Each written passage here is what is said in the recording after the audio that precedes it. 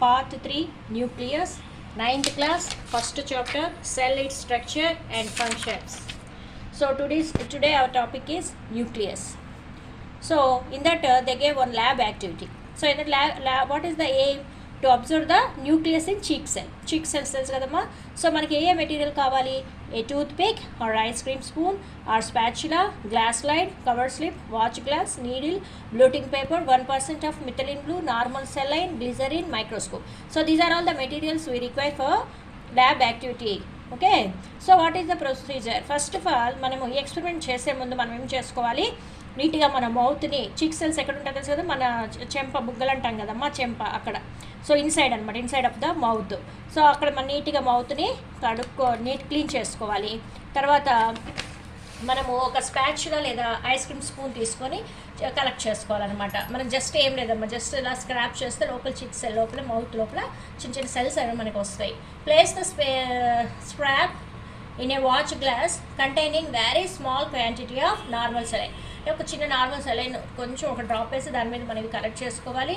తర్వాత మనకు glass slide పెట్టుకుని, స్లైడ్ తెలుసు కదమ్మా, మన ల్యాబ్లో ఉంటుంది కదా, స్లైడ్ మీద ఈ యొక్క మెటీరియల్ని పెట్టాలి. ఒక చిన్న drop, put a drop of మిథలిన్ blue. దాని మీద మనం ఏం చేయాలి? మిథలిన్ బ్లూ అనేది వేయాలి. వేసి ఒక కపుల్ ఆఫ్ మినిట్ అలా వదలాలి. తర్వాత వైప్ ఆఫ్ ఎక్స్ట్రా స్ట్రెయిన్, మనకి ఏదైనా ఎక్స్ట్రా స్ట్రెయిన్ ఉంటే దాన్ని క్లీన్ చేసుకోవాలి. తర్వాత put a drop of glycerin. అంటే గ్లిజరిన్ ఎందుకు వాడతారు? అది మనకి డ్రై అవ్వదు అనమాట. గ్లిజరిన్ వేసి ఆ తర్వాత కవర్ స్లిప్ అనేది వేస్తే మనకి ఆ స్లైడ్ వెంటనే డ్రై అవ్వకుండా కొంచెం సేపు ఉంటుంది, ఓకేనా? లేదంటే మనం అబ్జర్వ్ చేసే లోపల డ్రై అయిపోతుంటుంది అనమాట. సో అప్పుడు మనకి కవర్ స్లిప్ వేసేసి మనకి నీట్గా లోపల కవర్ స్లిప్ వేసేటప్పుడు నీడిల్ సహాయంతో మనకి ఎయిర్ బబుల్స్ లేకుండా కవర్ చేయాలి. అది మీకు 8th క్లాస్లో ఎక్స్పెరిమెంట్ నేర్పించుంటారని అనుకున్నాను. యాక్చువల్గా ఇది నేను ఇంట్లో చేస్తున్న వీడియో కాబట్టి మనకి ల్యాబ్ ఎక్విప్మెంట్స్ అట్లాంటివి లేవు, ఉన్నట్లయితే మీకు అన్నీ నీట్గా చూపిద్దును. సో నేను జస్ట్ అనేది టెక్స్ట్ బుక్ రీడ్ చేసి మీకు అక్కడ పాయింట్ని ఎక్స్ప్లెయిన్ చేస్తున్నాను. తర్వాత మీకు మేడం ఎలాగో లెసన్ ఎక్స్ప్లెయిన్ చేసినప్పుడు మీకు ఈజీగా ఎక్స్ప్లెయిన్ ద్వారా మీకు అర్థమవుతుంది, ఓకేనమ్మా? జస్ట్ కాన్సెప్ట్ అర్థమవుతుంది అనమాట ఇది వినటం వల్ల. సో ఆ నీడిల్తో మనం ఏం చేయాలి? ఆ కవర్ స్లిప్ వేసేటప్పుడు నీడిల్ సహాయంతో ఎయిర్ బబుల్ లేకుండా నీట్గా కవర్ స్లిప్ వేసి స్లైడ్ని మనం ప్రిపేర్ చేసుకోవాలి. తర్వాత ఇక్కడ ఏమన్నాడు? ప్రికాషన్స్ అన్నాడు. మనం ఎక్స్పెరిమెంట్ చేసి స్లైడ్ ప్రిపేర్ చేసేటప్పుడు కొన్ని ప్రికాషన్స్ చూసుకోవాలి. ఏమిటది?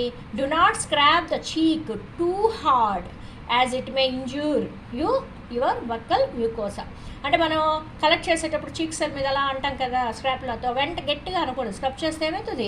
మనకి చీక్ సెల్ డ్యామేజ్ అవుతుంది. కానీ చాలా స్మూత్గా చేయాలి. Scrapped A material should be spread uniformly to the slide. ఒకసారి ఏమైందంటే మనకు చూసేటప్పుడు చూడండి, స్లైడ్ ఇలా కనపడుతుంది, ఇలా వస్తుంది స్లైడ్. మనకు తెలియదు, ఇంటే మనం మైక్రోస్కోప్లో చూసిన తర్వాత మనకు అర్థమవుతుంది మనం ఇన్ని చీక్ సెల్స్ కలెక్ట్ చేసామా అని. నెంబర్ ఆఫ్ సెల్స్ వస్తాయి అనమాట. జస్ట్ అలా స్క్రాచ్ చేస్తే మనకు నెంబర్ ఆఫ్ సెల్స్ వస్తాయి. సో ఇలా సెల్స్ ఒకదాని మీద ఒకటి అలా స్ప్రెడ్ అయ్యి అట్లా స్లైడ్ ప్రిపేర్ చేయకుండా కొంత అమౌంట్ కొన్ని సెల్స్ని కలెక్ట్ చేసి మన స్లైడ్లో ఈ విధంగా చూడండి, సింగిల్ సెల్ని ఇట్లా ఉండేటట్టుగా మనం స్ప్రెడ్ చేసుకొని స్లైడ్ని ప్రిపేర్ చేసుకోవాలి. అప్పుడే మనం నీట్గా ప్రతి సెల్లో ఉన్నటువంటి న్యూక్లియస్ని అబ్జర్వ్ చేయగలుగుతాం. లేదు ఒకేసారి ఎక్కువ మెటీరియల్ కలెక్ట్ చేసిన మెటీరియల్ అంతా వేసేసామనుకోండి స్లైడ్ మీద, ఒకదాని మీద ఓవర్ ల్యాప్ అయిపోయి అసలు మనకి ఈ న్యూక్లియస్ స్ట్రక్చర్ కానీ ఒక సెల్ స్ట్రక్చర్ క్లియర్గా కనపడుతుంది అనమాట. అది ఒక అనదర్ ప్రికాషన్, ఓకేనా? ఎక్సెస్ టైమ్స్ ఎప్పుడు కూడా మనం డ్రైన్ ఆఫ్ చేయాలి.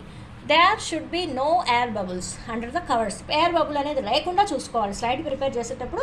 ఇది మనం ఫాలో అవ్వాల్సిన మెయిన్ రూల్. ఎందుకు మేడం ఎయిర్ బబుల్ ఉంటే ఏమైంది అంటే, ఈ ఎయిర్ బబుల్ ఉన్నప్పుడు మనం మైక్రోస్కోప్లో చూసామనుకోండి, ఎయిర్ బబుల్ కూడా ఒక సెల్ లాగా కనపడుతుంది అనమాట. అదే ఒక ఎంటీ వ్యాక్యూల్ లాగా ఏదో అదొక ఆర్గనిజం లాగా కనపడుతుంది. అందుకనేసి మనం నీట్గా ఒక స్లైడ్ ప్రిపేర్ చేసుకుని ఎయిర్ బబుల్స్ లేకుండా నీట్గా ఇలాగా మనం ప్రిపేర్ చేసుకోవాలి, ఓకేనా? There should be no air bubbles. Observe the temporary mount under low and high power of microscope. మనము మైక్రోస్కోప్ అడ్జస్ట్ చేసుకుంటాం కదా, హై పవర్ నుంచి లో పవర్కి నీట్గా అడ్జస్ట్ చేసుకొని తర్వాత మనం చక్కగా మీకు స్లైడ్ అయితే ఎలా కనపడుతుందని చక్కగా డ్రా చేసుకోవాలి. What is the shape of the cells that you have observed? Are these cells are similar to the structure in onion peel cell? Are they any dark coloured spherical or oval dot like structures near the centre of the cell? ఇక్కడ మనకి 3 question చేశాడు. మనము onion peel కానీ rhoeo leaf cells observe చేసుకున్నట్లయితే మనకి ఎలా ఉంటాయి? Onion peels ఇలా కనపడతాయి అనమాట. కాదు చీక్ సెల్లో చూడండి ఇలా కనపడ్డాయి కదా, ఓకేనా? సో షేప్ అనేది డిఫరెంట్ ఉందా లేదా? ఉంది.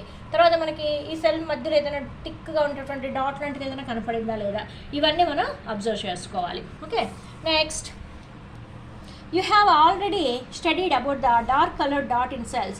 This is the nucleus. యాక్చువల్గా మనం ప్రతిసారి సెల్ని డ్రా చేసేటప్పుడు చిన్న చిన్న సెల్స్ని డ్రా చేసిన మనం చిన్న క్లాస్లో యూనిసెల్యులర్ మల్టీసెల్యులర్ సెల్స్ని డ్రా చేసిన మనము మిడిల్లో ఒక డాట్ లాగా పెడతాం కదా, అదే nucleus. It was named by Robert Brown in the year 1831. So ఈ యొక్క న్యూక్లియస్ని ఎవరు డిస్కవర్ చేశారు? Robert Brown. మనకి సెల్స్ని ఎవరు? Robert Hooke. అట్లాగే న్యూక్లియస్ని డిస్కవర్ ఎవరు చేశారు? రాబర్ట్ బ్రౌన్ డిస్కవర్ చేశారు. ఏ ఇయర్లో? 1831. So Brown had no idea about its function. అప్పటికి జస్ట్ ఏదో ఒక పార్ట్, ఒక ఆర్గనల్ లోపల ఏదో ఉంది అనేది మాత్రమే చేశాడు, కానీ అప్పటికి దాని యొక్క ఫంక్షన్స్ని అతను డిస్కవర్ చేయలేదు. This is one important organelle of the cell. So this is also known as the cells control room. దీన్ని మనం ఏమంటారు? సెల్స్ కంట్రోల్ రూమ్ అంటారు. Cells control room. The nucleus is the largest and most distinct of all cell organelles. The nucleus is the largest and most distinct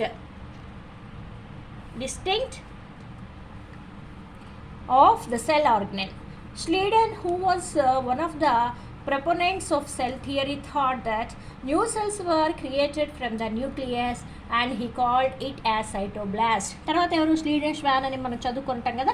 ఈ స్లీడెన్ అనే తను create చేసినటువంటి discovery చేసిన cell థియరీలో తను చెప్పాడనమాట, ఈ న్యూక్లియస్ నుంచి మిగతా సెల్స్ కానీ సెల్స్ సంబంధించిన కొత్తవన్నీ కూడా క్రియేట్ అయ్యేది ఈ న్యూక్లియస్ నుంచి అని చెప్పేసి తనకి సైటోబ్లాస్ట్ అని పేరు పెట్టాడు. Barring a few exceptions, almost all eukaryotic cells have nucleus. మనకి మోస్ట్లీ కనుక చూసినట్లయితే యూకారియోటిక్లో ప్రతి సెల్లో న్యూక్లియస్ ఉంటుంది, except some nucleus. For example red blood cells in some మ్యామల్స్లో మనకి న్యూక్లియస్ ఉండదు. And phloem sieve tube in plant does not have nucleus. So these are all the main examples which the cells do not have the nucleus in eukaryotic cells. అంటే మీకు అర్థమైందా? అంటే ఇప్పుడు మిగతా వాటిల్లో మనకి మిగతా సెల్స్లో చూడండి అమ్మా, ఇది సీవ్ సెల్ అంటారు. అంటే రెడ్ బ్లడ్ సెల్స్ అని మనకు ఐడియా ఉంటుంది. ఇది సీవ్ సెల్స్ ఎక్కడ ఉంటాయి? ప్లాంట్ సెల్స్లో ఉంటాయి. మనకి ప్లాంట్ సెల్స్లో జైలం ఫ్లోయం ఉంటుంది, తెలుసు కదమ్మా. జైలము, ఫుడ్, ఫ్లోయం వాటర్ని ట్రాన్స్పోర్ట్ చేయడానికి ఉపయోగపడుతుందని. సో వాటిల్లో మనకి ఈ సీవ్ సెల్స్ అనేవి కనపడుతూ ఉంటాయి. ఈ సీవ్ సెల్స్లో ఓకేనా, చూసారా? Okay, good. సో ఈ సీవ్ సెల్స్లో మనకి న్యూక్లియస్ అనేది ఉండదు.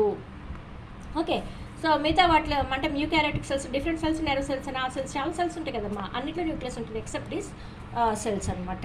ఓకేనా? తర్వాత even the cells do have nucleus in the beginning, but it is later through out of the cells and destroyed. Thrown out of the cells and destroyed. Even these cells do have nuclei. అంటే ఏంటి? ఈ cells కూడా అవి form అయినప్పుడు బిగినింగ్లో న్యూక్లియస్ని కలిగి ఉంటాయి. అవి ఒక మెచ్యూర్డ్ ఫామ్లోకి వచ్చిన తర్వాత వాటిలో ఉన్నటువంటి న్యూక్లియస్ అనేది సెల్స్ ద్వారా డెస్ట్రాయ్ చేయబడుతుంది లేదా థ్రోన్ అవుట్ అయిపోతుంటుంది అనమాట. అర్థమైందా? The nucleus regulates and controls all the functions of cell and determines the characteristics of organism. The nucleus regulates and controls all the functions. Very very important. మన న్యూక్లియస్లో ఉన్నటువంటి ఆ material ఉంటుంది కదా, nuclear material, అదే అనమాట మన బాడీలో ఉన్న మిగతా ఆల్ ఫంక్షన్స్. అంటే గ్రోత్ అయితే ఏమి, మన యొక్క షేప్, సైజ్, మొత్తం everything it was determined by the nucleus. It consists of all genetic information. The nucleus is also closely involved in the presence of the cell division. Anyway, nucleus function ఏమిటి? Nucleus అనేది main role ఎక్కడ అంటే మెయిన్గా cell division తెలుసు కదా. Without cell division there is no organism. Yes, after reproduction the single cell divides into multicellular. ఎస్నమ్మా, ఒక్కొక్క cell అయిపోయి ప్రతి సెల్స్ మళ్ళీ టిష్యూస్ ఆర్గనెల్స్ ఇలా ఫామ్ అవుతుంది. మనం చదువుకుంటాం ఆర్గనిజంగా ఫామ్ అవుతుందని. సో ఆ యొక్క సెల్ డివిజన్ అంతా కూడా అండర్ కంట్రోల్ ఆఫ్ ద న్యూక్లియస్లోనే ఉంటుంది. ఈ న్యూక్లియస్లో మనకి తెలుసు కదా డిఎన్ఏలు, ఆర్ఎన్ఏ ఉంటాయని తెలుసు కదా మీకు. జెనెటిక్ మెటీరియల్ ఉంటుందని, న్యూక్లియస్ లేకపోతే ఏముంటుంది? Genetic material. సో దాని గురించి మనం డీప్గా నెక్స్ట్ హైయర్ క్లాసెస్ చదువుతారు. సో న్యూక్లియస్ లోపల డిఎన్ఏ ఉంటుంది, జెనెటిక్ జీన్స్ ఉంటాయి, జెనెటిక్ మెటీరియల్ ఉంటుంది. ఈ జెనెటిక్ మెటీరియలే మన యొక్క క్యారెక్టర్స్ని ఒక జనరేషన్ నుంచి ఇంకో జనరేషన్కి ట్రాన్స్పోర్ట్ చేస్తుంది. Okay, so this is the main structure of the nucleus. ఇది మనకి cell.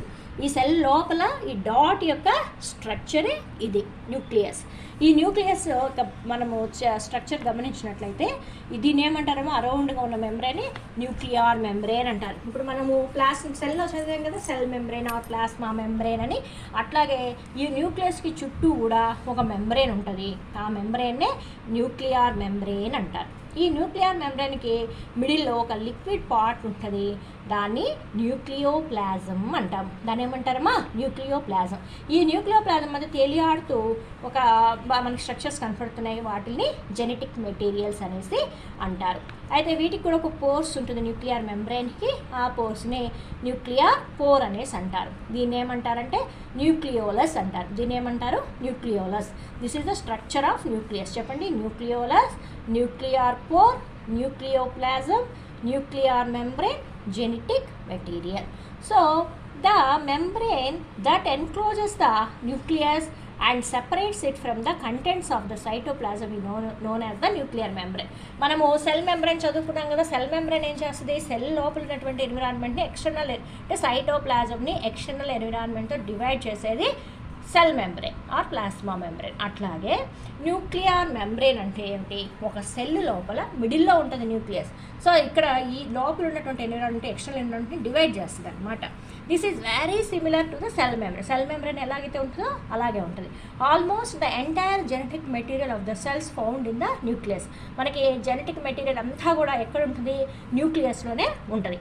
So, on the basis of the presence of the or absence of the organized nucleus, cells are categorized into two types. మన మామూలుగా ఆర్గానిజమ్స్ని రెండు రకాలుగా divide చేశారు. మనమే అనుకున్నాం unicellular, multi cellular అనుకున్నాం. అట్లాగే అకార్డింగ్ టు ద, బాగా చదవాలి, కన్ఫ్యూజ్ అవ్వకూడదు, on the basis of presence or absence of the organized nucleus అంటే ఈ యొక్క ఆర్గనైజ్డ్ న్యూక్లియస్ ఉండేదాన్ని బట్టి దేన్ని డివైడ్ చేశారు? సెల్స్ని రెండు రకాలుగా డివైడ్ చేశారు. చాలామంది ఆర్గానిజమ్స్ అని ఏదో రాస్తుంటారు ఎగ్జామ్స్లో, కన్ఫ్యూజ్ అవ్వద్దు. సో ఓన్లీ సెల్స్ని మాత్రమే రెండు రకాలుగా, అది కూడా ఆర్గనైజ్డ్ న్యూక్లియర్ ప్రెజెన్స్ని బట్టి సెల్స్ని రెండు రకాలుగా డివైడ్ చేశారు. ఒకటి వచ్చి ప్రోకారియాటిక్ సెల్, రెండోది వచ్చి eukaryotic cell. Prokaryotic cells, eukaryotic cell. So prokaryotic cell అంటే ఏమిటి? Without organised nucleus. And eukaryotic cell అంటే విత్ ఆర్గనైజ్డ్ న్యూక్లియస్. అంటే ఏమిటి? వితౌట్ ఆర్గనైజ్డ్ అంటే ఏంటి? ఇప్పుడు మనకి బ్యాక్టీరియా స్ట్రక్చర్ చూసుకున్నట్లయితే మనం మిడిల్లో డాట్ లాగా రాయి, జస్ట్ ఈ యొక్క ఫ్లోట్ అవుతూ ఉంటుంది. ఈ యొక్క జెనెటిక్ మెటీరియల్ ఏమవుతుంటుంది? ఈ సైటోప్లాజంలోనే ఫ్లోట్ అవుతుంటుంది. అంటే దానికి అరౌండ్గా, ఆ జెనెటిక్ మెటీరియల్కి అరౌండ్గా న్యూక్లియర్ మెంబ్రెయిన్ అనేది యాబ్సెంట్ అయి ఉంటుంది. న్యూక్లియర్ మెంబ్రెయిన్ యాబ్సెంట్ అయితే దాన్ని ఏమంటారు? వితౌట్ ఆర్గనైజ్డ్ న్యూక్లియస్ అంటారు. ఆ న్యూక్లియర్ మెంబ్రెయిన్ ప్రెజెంట్ అయితే ఆర్గనైజ్డ్ న్యూక్లియస్ అనేసి అంటారు. సో దేంట్లో అయితే ఆర్గనైజ్డ్ న్యూక్లియస్ యాబ్సెంట్ అవుతుందో వాటిని ప్రోకారియోటిక్ అంటారు. ఆర్గనైజ్డ్ న్యూక్లియస్ దేంట్లో అయితే ఉంటుందో వాటిని యూకారియోటిక్ సెల్స్ అనేసి అంటారు. Prokaryotic cells the about description was primarily about eukaryotic. అంటే ఇక్కడ మనకి చదివిందంతా కూడా ఈ న్యూక్లియస్ స్ట్రక్చర్ అనేది యూకారియోటిక్ సెల్స్ గురించి మనం చదువుకున్నాం. That contained A membrane bound nucleus. Cells that do not have a nuclear membrane bound nuclear material are called prokaryotes. It's very important. The 1 mark or 2 marks questions lo adugutuntaru. What is the difference between prokaryotic cell and eukaryotic cell?